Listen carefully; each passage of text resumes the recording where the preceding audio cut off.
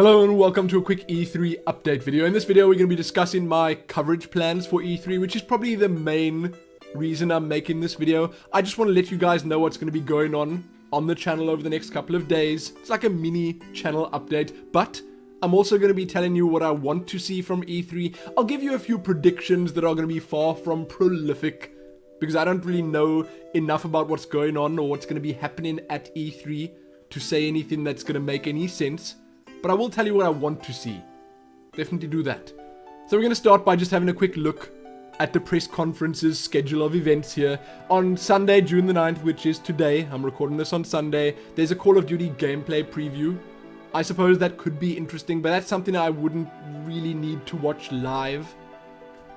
There's no reason to do so. I will probably just check it out afterwards online somewhere, as it will be all over the internet. On Monday, that's when the big stuff starts happening. Microsoft kicked the day off with their conference at 9 a.m. And I must tell you, just for interest's sake, 9 a.m. over in LA it's around 6 p.m. here. So the chances are incredibly slim I'm going to be able to stay awake for the entire day of E3, this first press day. Because this Microsoft one alone is from 9 a.m. till 11 a.m., which means it'll end here at about 8 p.m. And then the next one only starts at 1 p.m. and goes on till 2 p.m. That's Electronic Arts. Sony's conference is at 6 p.m. till 8 p.m. That's the next morning for us already. Maybe I could wake up the next morning to catch Sony, but Ubisoft, which is in between there, so it goes Microsoft, Electronic Arts, Ubisoft, and then Sony. Ubisoft it's in a no-fly zone for me. That's not gonna happen. That's gonna be at like 2 a.m. in the morning or something here for us. So I might have to watch that afterwards or just read about it, because it will be all over the internet. And my plans for coverage just involve doing either 1 or 2 or maybe 3 or 4 newsmans on Tuesday and Wednesday. Those 2 days. Maybe I'll do one covering the Microsoft press conference, one covering EA, one covering Ubisoft, one covering Sony. I don't know. Maybe I'll group EA and Ubisoft together and then just do 3 in total for those. I'm not sure what I'm going to do yet, but I will be getting a good bunch of newsmans up over the next couple of days. So for the start of the week. And those are going to be focusing on these big press conferences and everything that was announced there.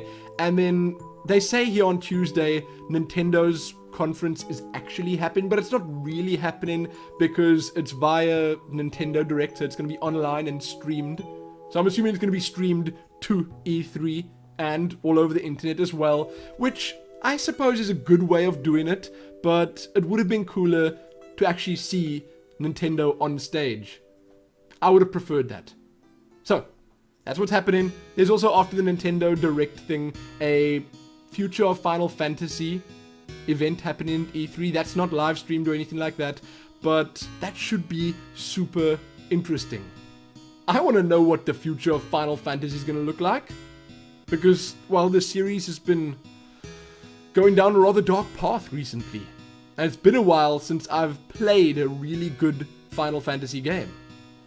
Anyway, maybe the new ones that they're going to announce are going to be really good. Maybe a Realm Reborn is going to be super amazing. It'll get me back into Final Fantasy. I'm just not sure. So I made a little notepad here with my mini predictions and really big things I want to see, and then just a few things that I'm kind of interested in. Now, for Microsoft and the Xbox One, I'd say the most important thing for them at E3 is just to clear things up. To tell people exactly what's going on.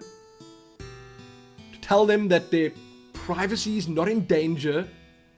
That the Xbox One is not some evil machine that's going to record their entire life and send it to the government for them to use for whatever notorious plans they may have. And they need to do that quickly. They need to get that out of the way. Then they've got to show some games. And they've got to show more games, and even more games, and just keep showing games. Till people have forgotten about all the issues. That's it. Games, games, games, games, games. And those games should not be sport games. They should also not be Call of Duty. That's it. That's not a prediction. That's what I think they need to do. Sony's already got such a huge advantage, and the fact that they have this ace up their sleeve, Nero's not happy, of that they haven't shown their console off yet, just makes the hype factor for their streamed event so much higher. Because it seems like Microsoft has just laid all their cards out on the table already, and that's that. It's done. Sony, however, we don't know. There's still some mystery involved. So with them, they're going to show the console off, and then they're going to show games, games, games, and games. But the nice thing is that they're not just going to be showing AAA titles. We know that there's a focus on indie. What I want to see from both the Xbox One and the PS4 is I want them to also talk about the recording features that they mentioned before. If we're going to be able to, with the PS4, record gameplay and commentary and stuff just like that, that would be so cool. That would be such a major selling point for the PlayStation if the Xbox doesn't have it itself. If you don't need like an HD PVR or some special way of recording your gameplay footage from your TV and doing commentary and stuff, if you can just do it straight through the actual console, how cool would that be? How cool? I'd like it. And if that was actually a thing, I would buy a PlayStation 4 and start doing like Let's Plays and commentary and stuff on that as well. Even though I'm terrible at playing PlayStation games, I'd still do it. Then, Nintendo? Well, I don't know what to say about Nintendo. There are a few things that I'd like to see from them. More games that I actually want to play for the Wii U. I don't have a Wii U, but the thing is that there's no reason for me to go out there and buy a Wii U. Because their little fancy controller that they got, it's not special enough for me to spend that amount of money on it. Now, if they had to show off some new Pokemon games, some new Zelda titles, well, then you can color me interested. Then I'd watch that live stream. Then I'd be really keen. I don't know. You know what would also be cool is if we could play 3DS games on the Wii U. Imagine that. Imagine being able to play Pokemon X and Y on your Wii U. Or any of the older ones. If you could like plug it in and then the handheld controller thing would be your bottom screen. Because it's already got the touch interface set up and everything. And your TV would be the top screen. That would be really cool. And that, I suppose, is something I'd love for them to just integrate into the Wii U. And that would be a selling point. That would be great. Really great. Do it. Get on it, Nintendo. Make it happen, Reggie. I don't know if he's got much control over these things, but I want that to happen. Now, with the Xbox and the PlayStation, I feel that whichever of these two launches first is gonna have, once again, just like the lead in the competition, but not as much if it's the Xbox that launches first. I will just say that if the PlayStation 4 does launch before the Xbox One, I'll tell you that right now, then the Xbox One is not gonna do well. Sure, it'll still sell a whole lot of units, but the PlayStation 4 is gonna blot out the sun. The sales of that are gonna be off the hook, and if they do manage to ship this thing before the Xbox One, with all the controversy surrounding the Xbox One right now, I just don't know what Microsoft are going to do.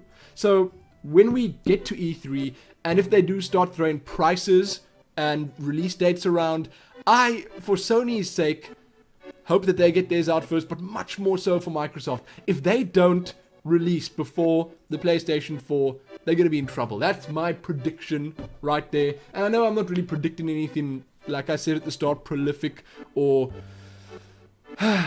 anything huge that, I don't know, you guys probably didn't already think yourselves. But, you know, I'm not the kind of person that is really good at speculating things like this. I will, however, just tell you guys what I want to see, So I said what I wanted to see regarding the consoles and stuff, but in terms of games, what's pretty much right at the top of my list is Beyond Good and Evil 2. Right at the top. I want to see that game. I hope that Ubisoft at least mention it during their little 1-hour conference that they got on Monday. I want to see it. I want to see or hear or just, I don't even know. They just gotta bring that up at some point because it's been too long. Then I'd love to see something about a new Fallout. I don't know if they're gonna go the online route with Fallout soon like they did with Elder Scrolls Online, but it would be really interesting for me to see a new Fallout. I'm super keen for Destiny. I know the chances are that I've sort of hyped myself up too much for Destiny at this point already, and it's just going to be a letdown, or it's going to be very generic or boring or standard or whatever you want to call it, but the setting and the concept art and the world that they've created all just does it for me. We'll have to wait and see though. Also, the fact that it might launch on PC kind of excites me. Then, I'll leave this one till last. I'm kind of interested in the Blizzard goodies. They're going to be shown off there. Diablo 3 for console could be really cool. I'm not sure if there's a Hearthstone stand at all at E3, but I do know that Diablo for console will be there. And I do think that Diablo is going to work well on consoles, especially the next-gen ones, because that game does require a rather beefy PC. So I'm not sure how well it's going to perform on the PS3 or 360. But Blizzard goodies, I want to see the Blizzard desktop client. I very much doubt that they're going to show it off there or anything, because their presence at E3 is always kind of limited or small or minute even, and I wouldn't expect anything big like that. But maybe because it's E3 week and they know people are watching the news, maybe sometime this week, this coming week, they'll say something about the Blizzard desktop client, and perhaps a Hearthstone beta, because Hearthstone is one of the games coming over the next couple of months that I am the most excited about. We know that they're going to start the beta up sometime in America's summer, which started just a couple of days ago, so we're in that little window. Might be happening soon. Keen. Now that one that I put off, that I also know we are not going to be hearing about, Half-Life 3.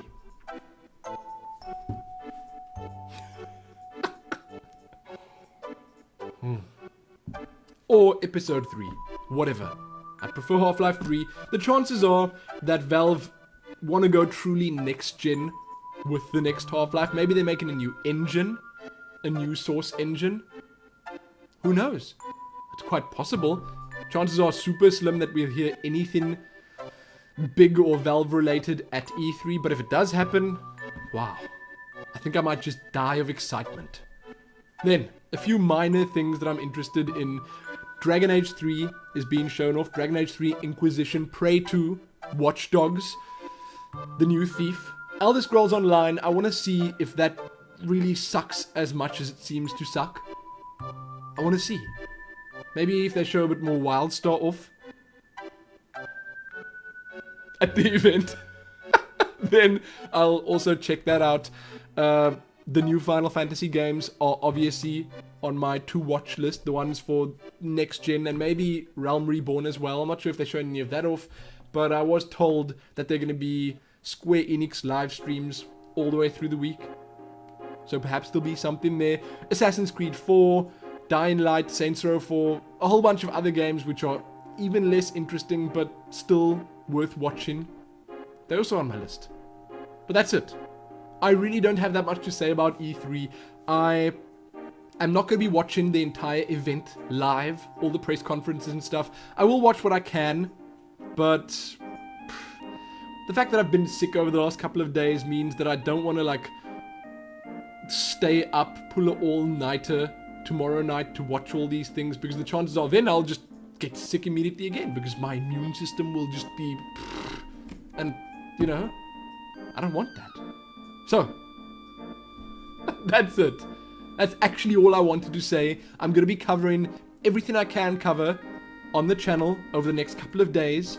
So as the news gets released, I will be giving it to you guys in a much more understandable and compressed format. Because no one wants to watch these guys waffling for 2 to 3 hours on stage about almost nothing just to get these tiny little drops of information about things we actually want to know about. So I'll make your life easier for you. Watch the Newsmans. It also fits nicely in with the fact that I'm just starting to get better now, and the Newsmans are the one thing that I can do easily. As I said before, I do them in multiple takes and stuff. I don't just sit there recording the entire thing in one go. So if I do have to cough, if I do have to sneeze, sniffle, snort, then it's okay. That's fine. And I can just pause the recording, do that, and carry on. So it's perfect for me being able to do Newsmans for the next couple of days, and then once those are done, I'll focus hardcore on the adventure worthies and the Let's Plays that I've got going, because I want to get back into Skyrim. I want to finish Bioshock Infinite. You don't want to know how keen I am to get done with Bioshock Infinite.